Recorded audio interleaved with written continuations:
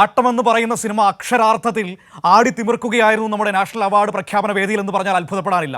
അത്രമാത്രം മികച്ച രീതിയിൽ ആ സിനിമ അംഗീകരിക്കപ്പെടുന്നു. അതിൽ ഏറ്റവും നിർണായകമായ സമയത്ത് ഏറ്റവും നിർണായകമായ ഒരു വഴിത്തിരിവുണ്ടാക്കിയ താങ്കളുടെ കഥാപാത്രമടക്കം അപ്പോൾ അവിടെ അഭിനന്ദിക്കപ്പെടുകയാണ്. എങ്ങനെയാണ് ഈ ഒരു പുരസ്കാര നേട്ടത്തെ കാണുന്നത്? ഒരുപാട് സന്തോഷമുണ്ട്.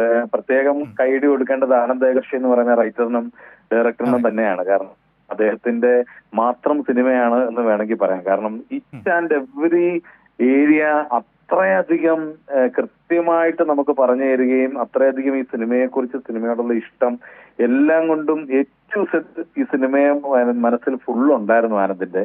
അപ്പൊ അതുകൊണ്ട് ദിവസം റിഹേഴ്സൽ കഴിഞ്ഞിട്ടാണല്ലേ അഭിനയത്തിലേക്ക് വന്നത്? അതെ അതെ, ഞാനൊരു 3-4 ദിവസം ഉണ്ടായിരുന്നുള്ളൂ. ബാക്കി എല്ലാവരും ഫുൾ സിനിമ അവര് വൺ ടൈം ഒന്ന് ഷൂട്ട് ചെയ്ത് അതേപോലെ തന്നെ ഷോർട്ട് ബൈ അവര് റിഹേഴ്സൽ ചെയ്തിട്ടാണ് പിന്നീട് ഷൂട്ട് ചെയ്തത്. അപ്പൊ അതിന്റെ നാടക ക്യാമ്പുകളിലാണ് അതിന്റെ ഒരു ശൈലി അല്ലേ? അതെ അതെ അതെ അതെ, തീർച്ചയായിട്ടും. കാര്യം പിന്നെ അതിൽ അഭിനയിച്ച എല്ലാവരും, കാര്യം അവരെല്ലാവരും ആനന്ദാണെങ്കിലും വിനയ് ഫോർട്ടാണെങ്കിലും ഇവരെല്ലാവരും 10-18 വർഷമായിട്ട് സുഹൃത്തുക്കളാണ്. അവരെല്ലാവരും ഒരു ഡ്രാമയിലുള്ളവരാണ്. അപ്പൊ അവരോടൊപ്പം ഞാനും നമ്മുടെ സെറിനും നായിക ഞങ്ങൾ രണ്ടുപേരും മാത്രമായിരുന്നു പുറമേ നിന്നുള്ള ആളുകള്.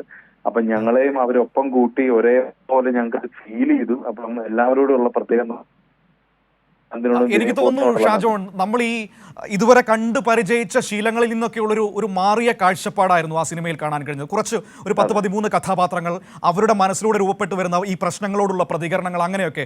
ഈ അഞ്ജലിക്ക്, ആ സിനിമയിലെ നായിക ഷെറിൻ അവതരിപ്പിച്ച അഞ്ജലി എന്ന കഥാപാത്രത്തിന് ഉണ്ടാകുന്ന പ്രശ്നം, അതിനോട് നിങ്ങൾ ഓരോരുത്തരും പ്രകടിപ്പിക്കുന്ന കാഴ്ചപ്പാടുകൾ, അങ്ങനെയൊക്കെ അല്ലേ?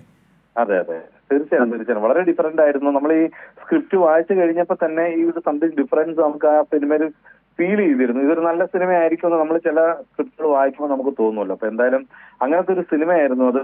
ഒരുപാട് സന്തോഷമുണ്ട്. അപ്പം എന്തായാലും അതിന്റെ ഒരു ഭാഗമാകാൻ കഴിഞ്ഞതിൽ വലിയ ദൈവാനുഗ്രഹമായിട്ട് ഞാൻ കരുതുന്നു. ശ്രീ ഷാജോൺ, അവിടെ ഒരു പ്രധാനപ്പെട്ട കാര്യം, ഈ സിനിമയുടെ പേര് സൂചിപ്പിക്കുന്നത് പോലെ തന്നെ ആട്ടം, ആ സിനിമയുടെ കഥാ പ്ലോട്ട് നിൽക്കുന്നത് ഒരു നാടക ട്രൂപ്പുമായി ബന്ധപ്പെട്ടിട്ടാണ്. അതുമായി ബന്ധപ്പെട്ട് തുടർച്ചയിൽ വരുന്ന സംഭവ വികാസങ്ങളിലാണ്. അവിടെ നിങ്ങളെപ്പോലുള്ളവർക്കുണ്ടായ ഒരു വെല്ലുവിളി എന്ന് പറയുന്നത് ഒരേ സമയം അതൊരു സിനിമാറ്റിക് രീതിയിൽ ഫീൽ ചെയ്യണം, എന്നാൽ ആ നാടകത്തിൻ്റെ സ്പിരിറ്റ് ചോർന്നു പോയിക്കൂടാ. കാരണം കൂടെ നിൽക്കുന്നത് ഇപ്പോൾ വിനയ് ആകട്ടെ അല്ലെങ്കിൽ ഏകർഷി ആകട്ടെ, അവർക്കൊക്കെ നാടകത്തിൻ്റെ വലിയൊരു പിൻബലം ബാക്കിലുണ്ട്. ആ ഒരു വെല്ലുവിളിയെ താങ്കൾ എങ്ങനെയാണ് മറികടന്നത്? അതെ, എന്നോട് ആദ്യമായിട്ടൊക്കെയാണെന്ന് തോന്നുന്നു ഒരു ഡയറക്ടർ വന്നിട്ട് എനിക്ക് പരിചയമുള്ളതൊക്കെ നമുക്ക് കൂടുതൽ ആളുകൾക്കും പരിചയമുള്ളത് മറ്റൊരു നാടകമാണല്ലോ, നമ്മുടെ സ്റ്റേജുകളിൽ കാണുന്ന ടൈപ്പ് നാടകമാണ്. അപ്പൊ അതല്ലാത്ത ഒരു ജീവിതം അല്ലെങ്കിൽ അതല്ലാത്തൊരു ലോകം എനിക്ക് പരിചയപ്പെടുത്തി തന്നത് തന്നെ ആനന്ദ് ഏകർഷിയാണ്. അപ്പം വിനയ് ഫോർട്ടാണ്.